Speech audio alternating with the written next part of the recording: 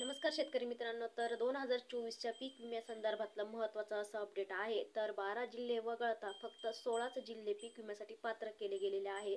तर ते कोणते 12 जिल्हे वगळलेले आहे आणि हे 16 जिल्ह्यांमध्ये किती गावं हे पात्र केले गेलेले आहे, हेक्टरी किती मिळणार आहे, कोणत्या पिकासाठी मिळणार आहे, याचे सविस्तर अपडेट आज आपण आपल्या व्हिडिओच्या माध्यमातून घेणार आहोत। तर 12 जिल्हे वगळता फक्त 16च जिल्हे पात्र काय आहे सविस्तर अपडेट।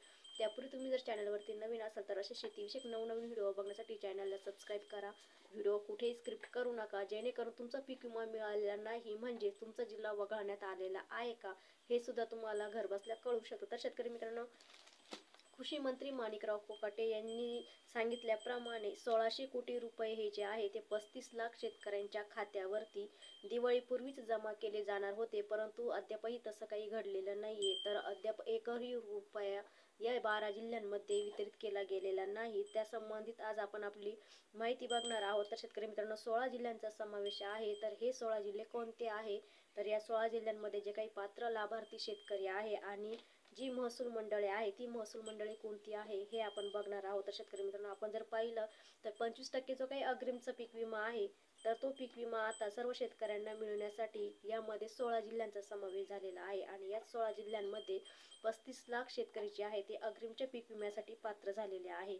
तर शेतकरी मित्रांनो, सरकारी पीक विमा हा जाहीर झालेला आहे आणि त्यातच आता किती गावं हे पात्र झालेले आहे आणि किती अपात्र झालेले आहे, म्हणजेच किती जिल्हे पात्र झालेले आहे, किती अपात्र झालेले आहे ते आज आपण बघणार आहोत। तर यावर्षी विविध नैसर्गिक आपत्तींमुळे शेती पिकांचे मोठ्या प्रमाणावरती नुकसान झालेले आहे आणि त्याचमुळे सुरुवातीला पावसाचा खंड आणि त्यानंतरही झालेली अतिवृष्टी, त्यामुळे अशा बाधित शेतकऱ्यांना आता 25% पीक विमा मिळेल अशी अपेक्षा देखील लागलेली आहे आणि यातच 25% जो काही पीक विमा आहे तो आता या जिल्ह्यांमध्ये मिळण्यास सुरुवात झालेली आहे। तर शेतकरी मित्रांनो, ह्या पीक विमा कंपन्यांनी शेतकऱ्यांना पीक विमा आढावा बैठक घेतलेली आहे आणि पीक विमा कंपन्यांनी तसं आश्वासन देखील दिलेलं आहे। तर हे असे निर्देश देखील देण्यात येत आहे की सर्व शेतकऱ्यांना जो काही पीक विमा आहे तो लवकरात लवकर मिळावा। तर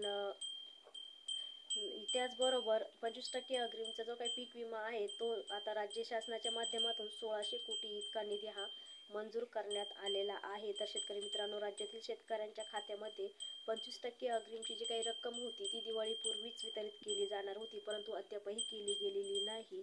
तर राज्य शासनाचा तसा प्रयत्न देखील चालवलेला आहे की लवकरात लवकर जे काही शेतकरी आहे त्या शेतकऱ्यांना पुढील पिकाला दिलासा मिळण्यासाठी हा पीक विमा वाटप करण्यात येणार आहे। तर त्यामध्ये 8 नोव्हेंबर 2024 रोजी एक महत्त्वपूर्ण असा शासन निर्णय देखील करण्यात आलेला आहे आणि त्यानुसार एकूण 16 कोटी रुपयांचा जो काही पीक विमा कंपन्यांना पीक विमा वितरित करण्यात आलेला आहे। तर शेतकरी मित्रांनो, सर्वसमावेशक पीक विमा योजनेअंतर्गत केंद्र शासनाच्या मार्गदर्शक आणि अधिसूचना देखील लागू केलेल्या आहेत। तर याचप्रमाणे हप्तादराने म्हणून शेतकऱ्यांना जो काही हिस्सा आहे कंपनीच्या मार्फत तर तो देय असून त्याप्रमाणे 1 रुपया आपण जो काही पीक विमा भरलेला होता तर त्याप्रमाणे आता सर्व शेतकऱ्यांना हा हिस्सा रुपये म्हणजे 1.71 रुपये तो वजा करून उर्वरित जो काही हिस्सा आहे सर्व शेतकऱ्याचा पीक विम्याचा तर तो हा हप्ता पीक विमा कंपन्यांना देय आवश्यक आहे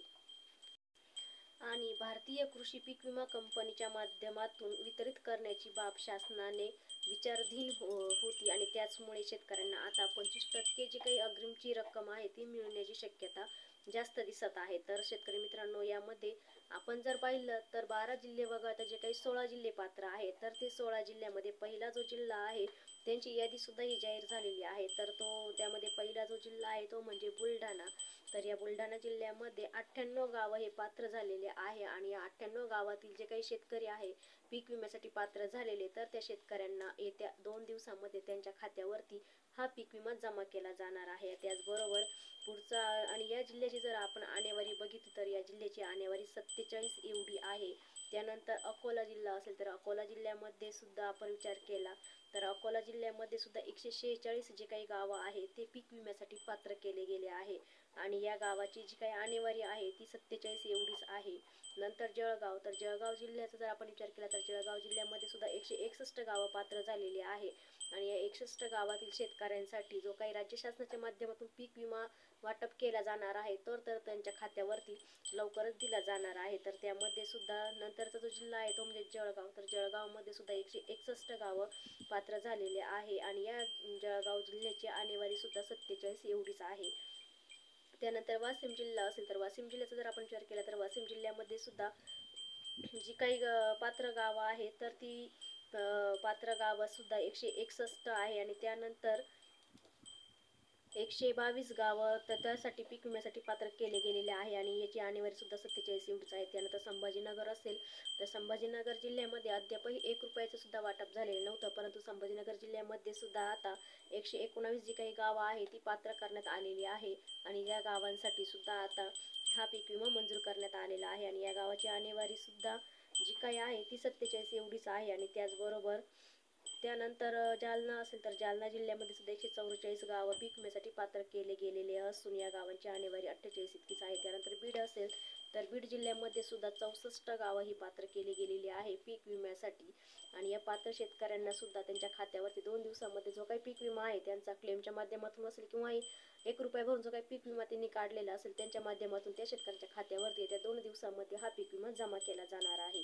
आणि या गावाची आनेवारी सुद्धा 47 एवढीच आहे जिल्ह्याची. तर परभणी जिल्ह्याचा जर आपण विचार केला तर परभणी जिल्ह्यामध्ये सुद्धा 73 गावं ही पात्र करण्यासाठी झालेली आहे पीक विम्यासाठी आणि त्या गावाची आनेवारी देखील 47 इतकीच आहे. त्यानंतर लातूर असेल तर लातूर जिल्ह्यामध्ये 120 गावं जी काही आहे ती पात्र करण्यात आलेली आहे आणि त्यांची आनेवारी देखील 47 एवढीच आहे. त्यानंतर कोल्हापूर जिल्हा असेल तर कोल्हापूर जिल्ह्याचा जर आपण विचार केला तर कोल्हापूर जिल्ह्यामध्ये सुद्धा 73 गावं ही पीक विम्यासाठी पात्र केली गेली आहे आणि या गावाची आनेवारी सुद्धा 48 इतकीच आहे. परंतु शेतकरी मित्रांनो, कोणती गावं पात्र आहे, त्यांची आनेवारी किती आहे, हे सर्व माहिती आपण या व्हिडिओच्या माध्यमातून सविस्तर बघितलेली आहे. तर जे काही 12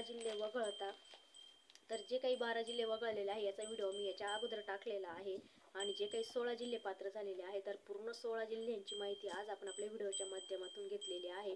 तर ते या 16 जिल्ह्यामध्ये किती शेतकरी हे पात्र झालेले आहे, 16 जिल्ह्यातील किती गावं पात्र झालेली आहे, त्यामध्ये किती शेतकरी पात्र झालेले आहे, त्या गावाची आनेवारी किती आहे याची सविस्तर माहिती आपण बघितलेली आहे. व्हिडिओ आवडला तर लाईक शेअर करा, नवीन असेल तर चॅनलला सबस्क्राईब करा. पुन्हा भेटू एका नवीन व्हिडिओ सोबत. तोपर्यंत सर्वांना धन्यवाद.